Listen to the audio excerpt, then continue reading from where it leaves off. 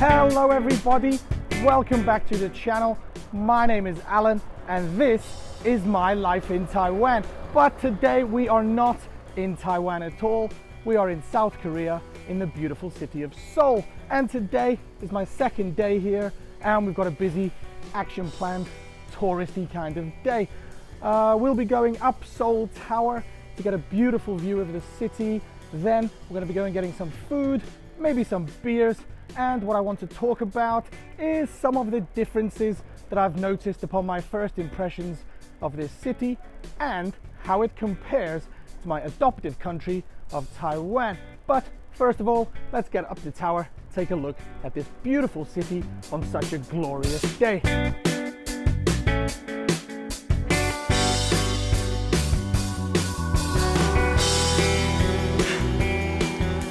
What the hell was that hill?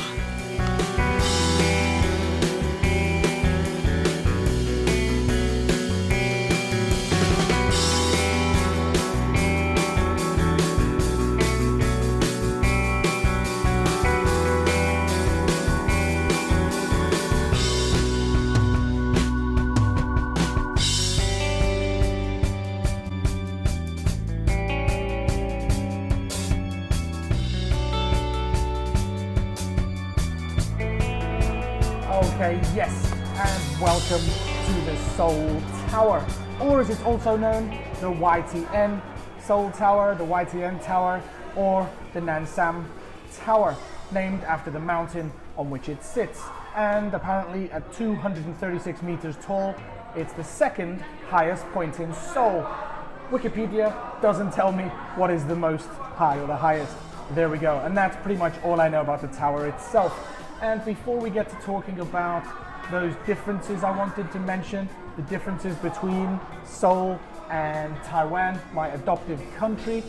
There is a huge disclaimer, of course, that I want to make. This is very much a first impressions look at Seoul and how I feel it majorly differs from my home country of Taiwan. And yes, of course, Seoul is a capital city and most of my experiences in Taiwan are based around Taichung, probably a relatively smaller city.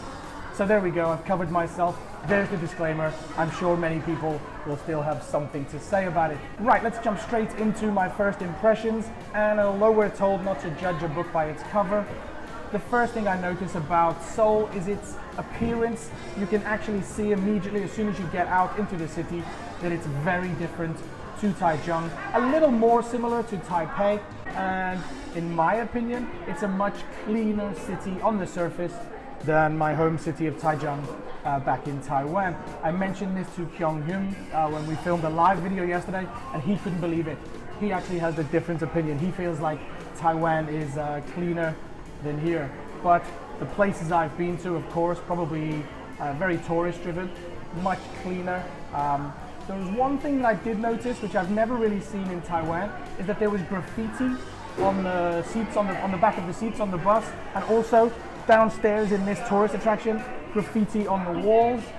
Again, not too sure if that's just something that I've noticed myself and it's an isolated incident. But yeah, definitely I don't really tend to see that much scrawled graffiti in Taiwan. The other thing that you notice almost immediately is that the shop signs in the high street don't protrude out into the thoroughfare. If you've spent a lot of time in Taiwan, you kind of get used to it. They just don't really have them here.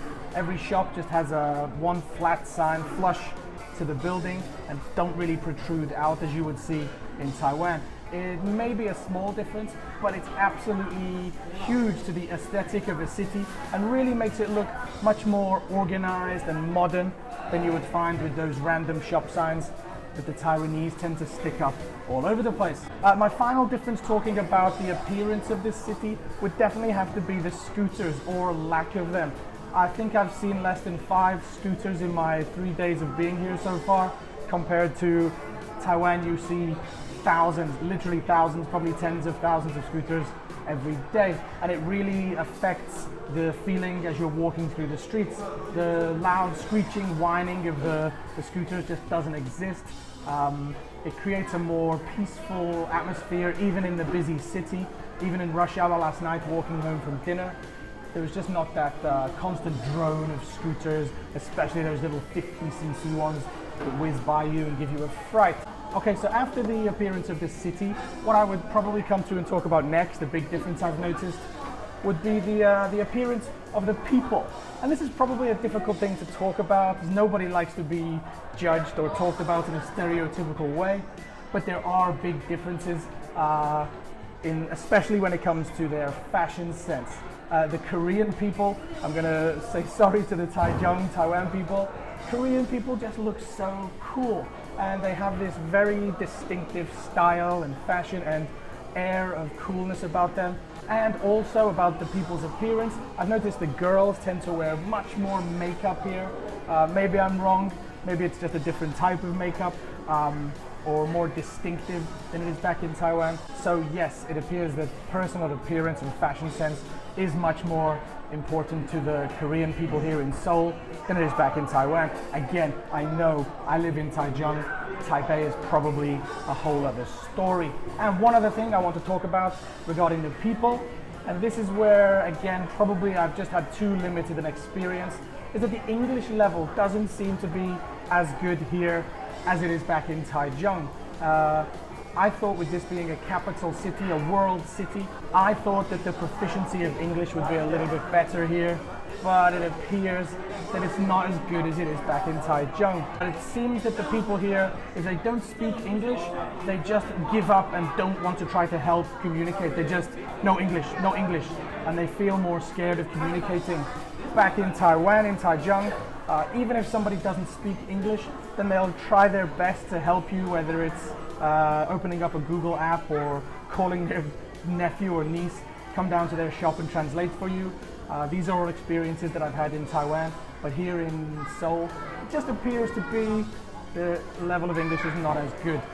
Probably I'm wrong, and I'm sure if anybody's watching from Korea, you maybe have something to say about it. If you disagree, then let me know in the comment section down below. I think that's pretty much it. I'm getting a bit of pressure from the security staff here. I'm not sure if I'm not allowed to film. So I'm gonna leave you with a little bit of B-roll and then get out of here. I'm gonna go and get some nice, authentic Korean food.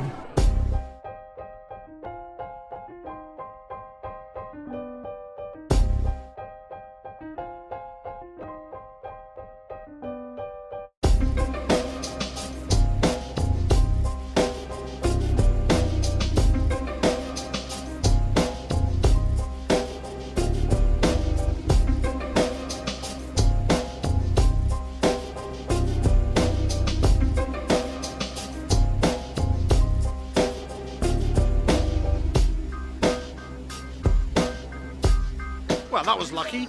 Just happened to catch the very end of that very Korean show. Anyway, let's go get some food.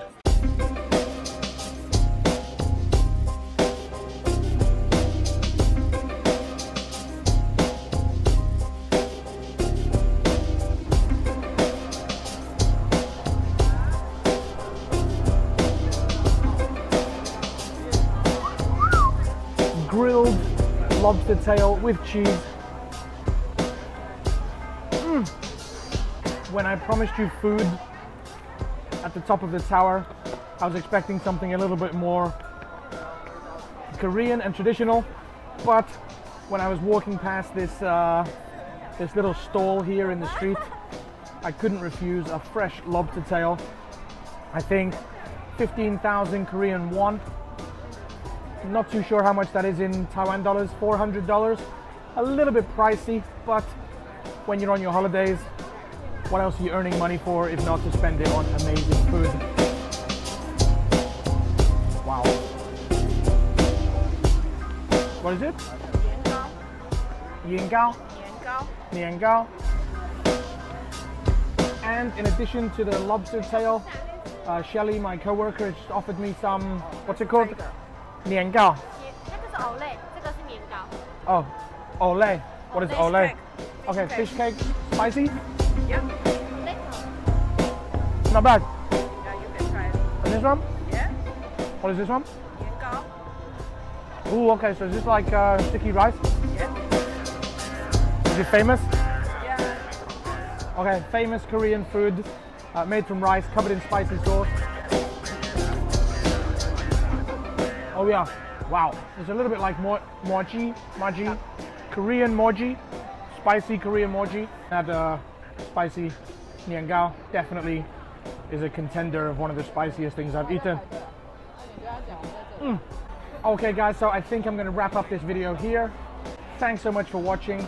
I know that these Korea videos are not my typical kind of well-structured, well-spoken videos, but I'm just taking you with me. Hope you can come along and enjoy the feeling of traveling through this beautiful country. If you haven't already, then hit subscribe, like, share the video, tell your friends, and as always, I'll see you next time in my life in Taiwan. Peace.